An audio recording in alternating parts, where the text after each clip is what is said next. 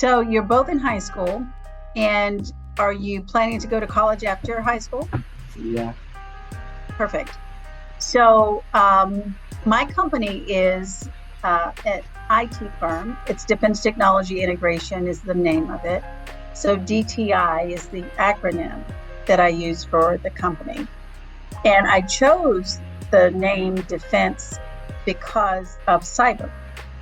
And so Defense Technology Integration is a firm that provides cybersecurity services, but we also provide network infrastructure services as well. And by that, what I mean is operating switches, routers, and patch panels, and software and hardware associated with a wide area network or a local area network. So effectively, the computing system that any company or organization needs to use computing in their environment. So it's all of the infrastructure that is needed for computing work to be done. And so that spans the data center, which is where servers are located, the applications that are used for completing work, all of the cybersecurity software and hardware and firmware that's needed to protect the data integrity, and then also processes that are needed to make sure that you have consistency in how you manage those services. So another service that I provide is help desk support. And so I have staff who provide help to end users, people that work in various companies that might need help with opening an application or accessing an application or logging into their system and they can't do it and are somehow locked out.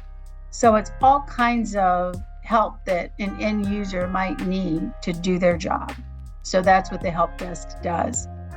Another service area that I provide support for is audiovisual support. And the staff that perform this work are typically using hardware that's in a conference room where people are having meetings. And it could be a large auditorium that holds hundreds of people, or it could be a small conference room that might hold 5 or 6 people. And so it's the equipment that's used associated with the projector, the microphones, any displays that might be mounted to the wall, or it might be on a mobile cart. And so it's all of the hardware and software needed so that you can have meetings in a room using different technologies. Another area that I provide support for is telecommunications. So for my customers that have office phones on their desks, or if they're using a soft phone like Microsoft Teams, it is provisioning service so that they can communicate either with desk phones, mobile phones, or any web collaboration tool, Zoom, Teams, BlueJeans, all of the different web collaboration tools that are out there. So that's just a general overview of the different kinds of services that I provide within my company. So tell me, what would you like to know? So my first question was for you, what sparked your interest when it comes to doing your firm and stuff? What made you want to start the company? Yes. Well, I was working in the federal government and I did that for 28 years. And I had a friend that had a small company, an IT firm. And she asked if I would come and help her run her company and be the president of her company. And so I decided that sounded interesting to me after working in the federal government for a very long career. And so I went to her company and helped her manage it for about 1.5 years. Well, I enjoyed it enough that I decided to start my own company. And so that's how I made the transition from working as a federal government employee to working for someone in their company, then to starting my company. Did you like working in the federal government? I loved it. It was great. So I worked in many different positions in the government. I started out working at the Department of Defense at a Navy base at Patuxent River Naval Air Test Center, which is in southern Maryland, St. Mary's County. So I flew helicopters for the Department of the Navy, and I tested avionic equipment on aircraft. So all of the communication systems and the radar systems on aircraft is what I was responsible for testing. Mm-hmm. And then I worked at NASA. I managed their low Earth orbit satellites, which is the way that the satellites communicate with the ground stations. So I managed communications from the satellite to the ground and vice versa. And then I worked at NIH, which is in Bethesda, the National Institutes of Health, for 19 years.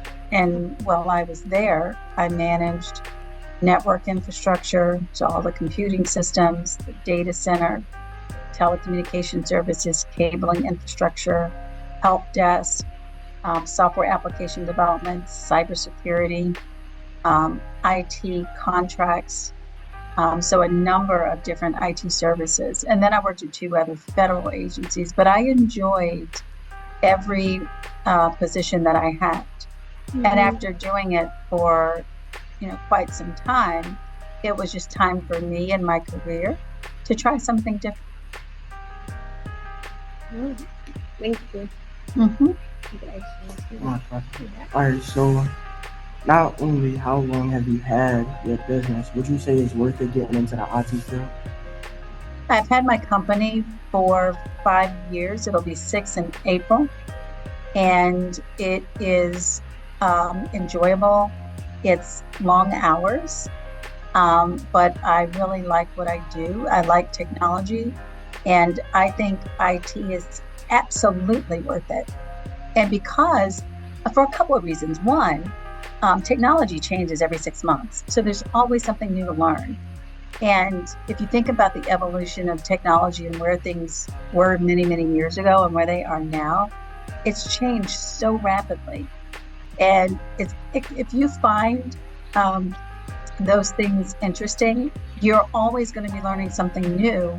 And there will always be a need for people who have skill sets in information technology. So I think it's absolutely worth it. Because here's the thing, how cool is it if you're somebody who is into gaming to do that for a living? Or someone who likes to be on social media, to be in an area where you're developing the next platform for social media, or the next platform for artificial intelligence. So that's pretty cool.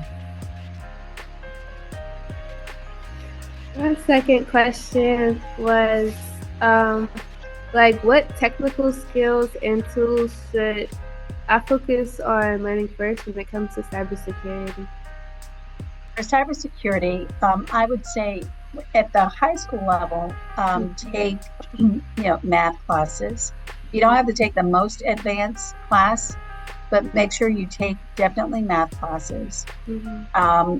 And also, I think taking, I'm not sure what courses are offered at your school, because you said it's actually a different type of high school, right? It's like a college prep. Yes. High school. Yes. So take science courses and math courses. I think those will lend themselves to cyber. And then also, if there are any computer courses you can take those courses as well. So those are all good as well. So those are the 3 areas of discipline that I would recommend.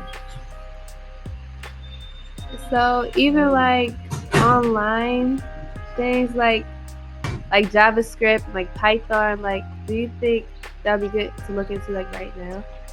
Absolutely. So any programming classes you can take that are in computer science are good, because all of the IT services are built around some sort of software.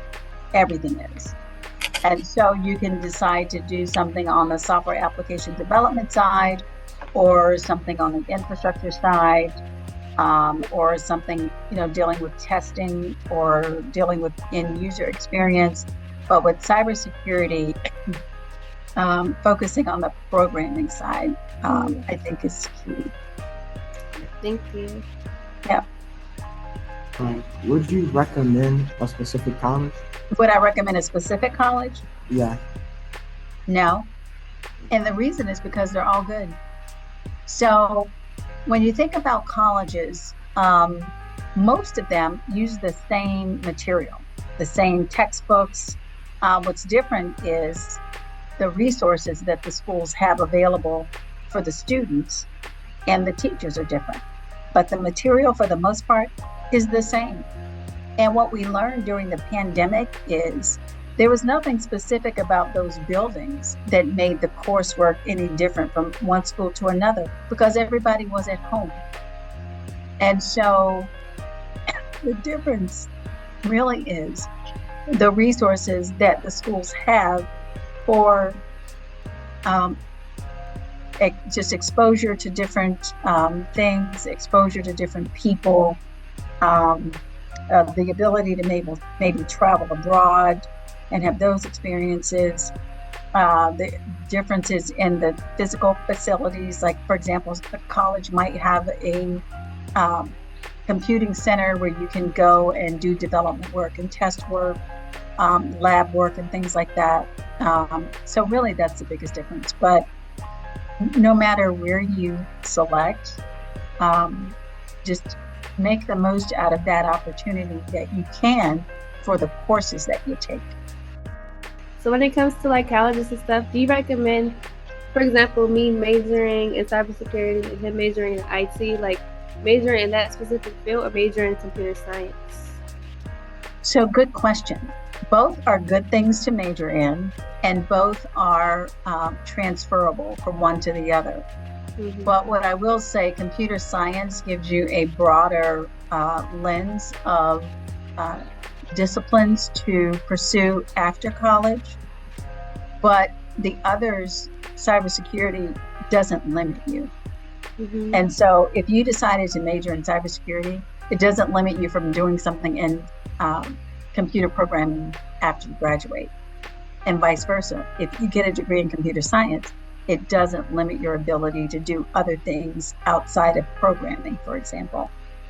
So both sets of skills are transferable to lots of different things. Because you could do, for example, let's say you were majoring in cybersecurity or in computer science or programming, there are people that are needed, for example, to look at sort of physical adaptation of these technologies, which in the government, they call it 508 compliance. But what it means is there's a law that says that if you are designing technology, it has to be adaptive for people with disabilities. So that's a specific job that you can do. But having that background knowledge about it helps you with policies around adaptive technology. There are also attorneys that specialize in IT, because they're looking at making laws and rules. They're looking at instances when people need to create patents for different technologies. There are patent attorneys that focus on technologies. So these are people who are not doing any specific technologies themselves, but they have to have an understanding of it to interpret the law and write laws, and interpret policies and write policy. Okay. Thank you. Yep. What are your biggest challenges when it comes to your career? The biggest challenges and the biggest reward are the same for me. Mm-hmm. And it's people. It's people. Why? Yep. And it has nothing to do with the technology at all. Oh, wow. So people can be really inspiring, and people work sometimes really well together and as a team, and you learn from them, and you can teach them and exchange ideas, and can be enriching in so many ways around a common goal. And also you can have differing of opinions about things. You can have ideas that come from all kinds of places and people who bring experiences to the table based on their own experiences of how they were raised, where they were born, what things they were exposed to. So it's fascinating to work with people, and it's a good thing. But also, when you're working with people, sometimes, particularly if you're working on a team and you're reliant on other people to do part of their work that you may require to complete your work. And if they're not getting theirs done, it impacts what you're doing. And then there are, instances when, you're reliant on other people to do things that they may not come through and do. So even being in school, in maybe even, middle school or even in high school, if you've been on a team with other students and everybody has a part to do, and if somebody doesn't do their part, it affects your grade overall as a group. So I would say that is probably the most challenging part of my job. Sometimes policies dictate what you can and can't do, but it's never the technology. So do you work remotely or like in the office? do. I do. So I work in my home office, which is where I am right now. It's my office wall that you see back there with my Mount Blackmore. So these are some of my Black heroes. At any rate, I work from home, running my business. I have employees who also work remotely from home. My customer is the federal government, several different federal agencies. So the work that my staff perform can be done from home because the work that they're doing, they're needing a computer and a phone. And so most of the work that they do, they can do it from anywhere. The difference is if they have to physically touch a piece of hardware that's installed at the customer's office building, they may have to go and reboot something or replace something. But otherwise, they work remotely. Thank you. Yep. I got one more question. So would you recommend working alone or with others? Both. It depends. And so if I am focused on writing and I have a lot of content to write, I'd rather do that alone. If I am working on something that requires other people and their involvement, or if I'm doing something where I need to bounce ideas off of someone, then it's better for me to work, with other people. And that can either be in person in our same physical space, or it can be on a Microsoft Teams session. So it really just depends what I am doing and working on. If I'm doing something where it takes the collective ideas of more than one person, then, I obviously need the talent and skill of other people. And then sometimes it might be a project that I'm working on where part of it, I need to work with other people. And then for other parts of it, I can do it in isolation. If you were starting over today, what would you do differently? In my career? Yeah. You all are asking really good questions. You're making me think here on my feet. Let's see. In my career, I don't have any regrets. And that's why this is hard for me not hard to answer, but it just makes me think. It gives me a pause to think. So I don't know that I would have done anything differently other than I may have started my company sooner in my career than later. I would say that's the one thing that I may have done differently.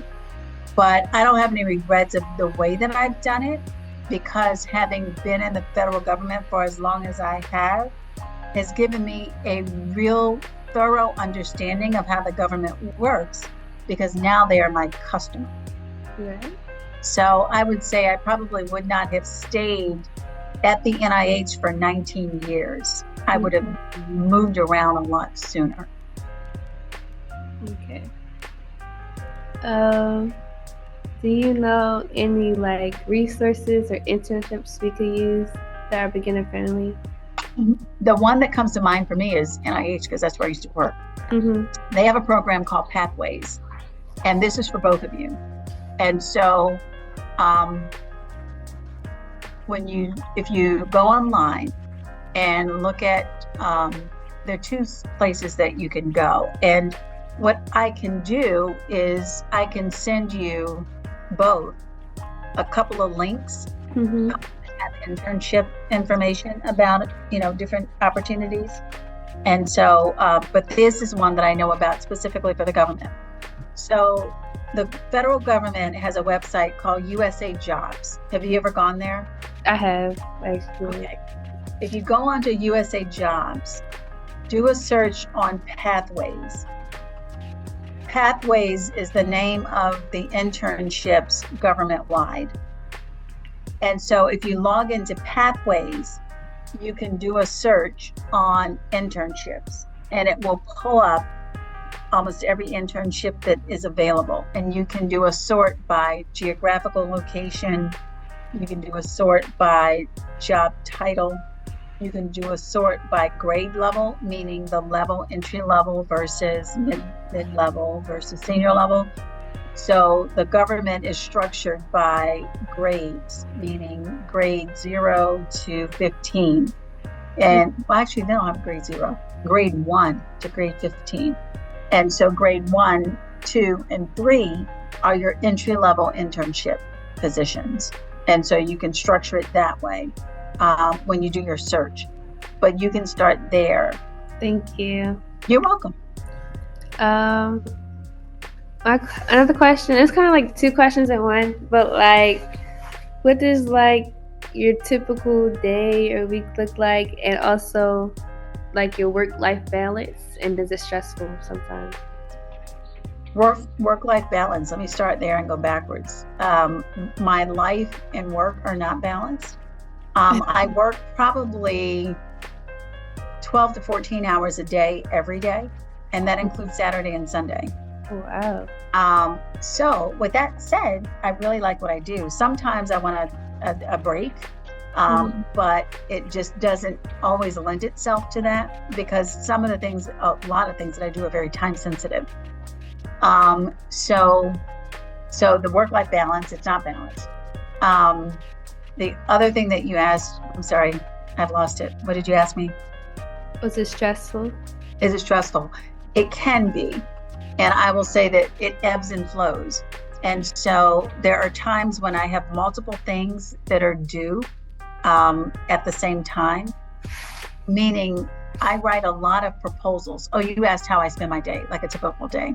So I spend a lot of my time writing proposals to submit to the government with the goal of winning federal contracts to do work for the government. But before you can get a contract award, you have to read a solicitation, which is a set of requirements that the government says, I need somebody who can provide cybersecurity services for my agency. And so it'll list a set of requirements. It's usually maybe a 10-page document that describes all the things that they want and need. And so then if as a company you're interested in getting that work and receiving a contract award, what I have to do is write a proposal. Those proposals are typically 10 to 40 pages. And so that takes a lot of time. And while you're writing those things, there are other phone calls and meetings and things like that I am having to do throughout the day. Also, I spend a fair amount of my time networking with other colleagues as well as customers. And so I will say that one of the most important things you can do for yourself is build your network, because this world is built on relationships. Your job is going to be built on the relationships that you make. And meaning the relationships you make now, the relationships that you already have, and the relationships that you have going forward in your academic career and in your professional career. And so whatever work you do, whether it's in private industry or if it's in the federal government or if it's in academia, it could be in pharma, you are going to have more success in getting the kinds of roles that you want to get when you have relationships with people who are in a position to influence that outcome. And so one of the most important things that you can do for yourself is establish really good, solid relationships with people who are doing things that you want to do. People that you could see as a potential mentor, people who have access and exposures to things that you are interested in, and just be curious. If you see somebody who you think might be doing something interesting or you want to find out more, ask them.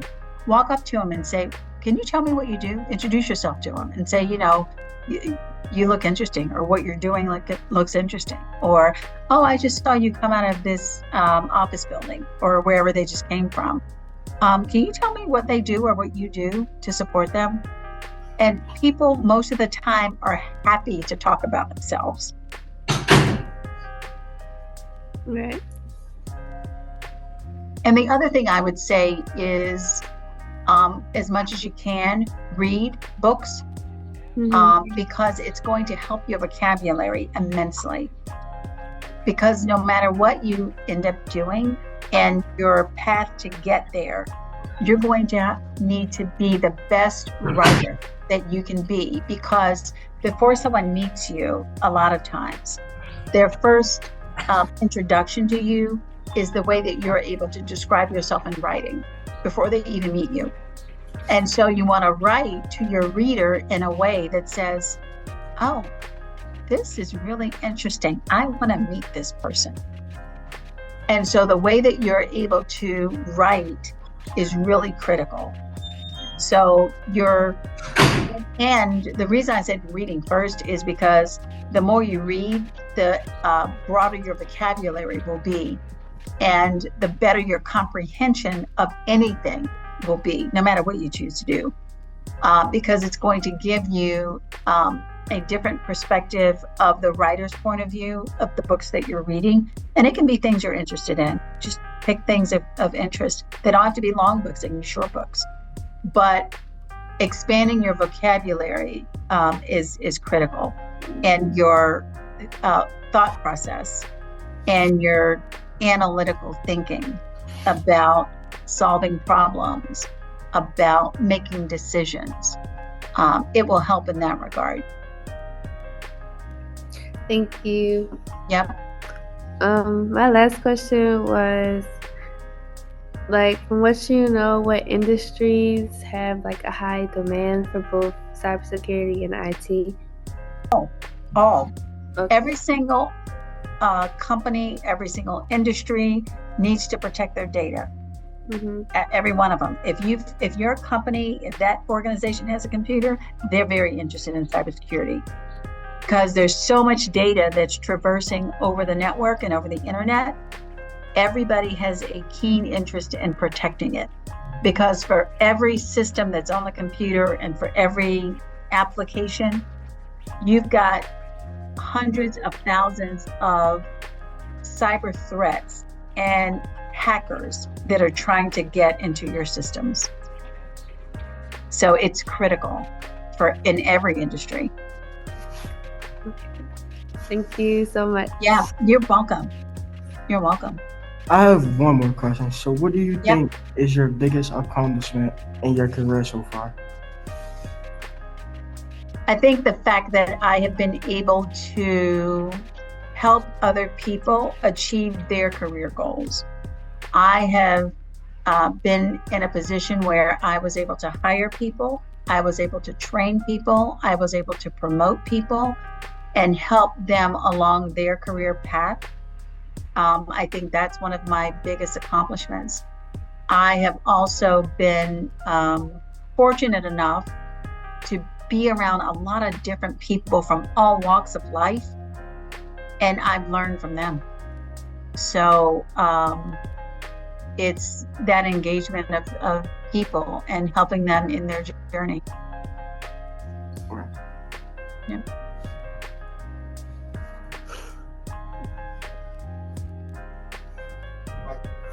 That's all we got. All right. Well, I was you know coming. what? If you have other questions, Danelle knows how to get a hold of me. I am available almost 24/7. If I can be a resource for you, please, reach out to Danelle. She knows how to get a hold of me, and I'm happy to help you in any way that I can. Thank you so much. Thank you so much for your time.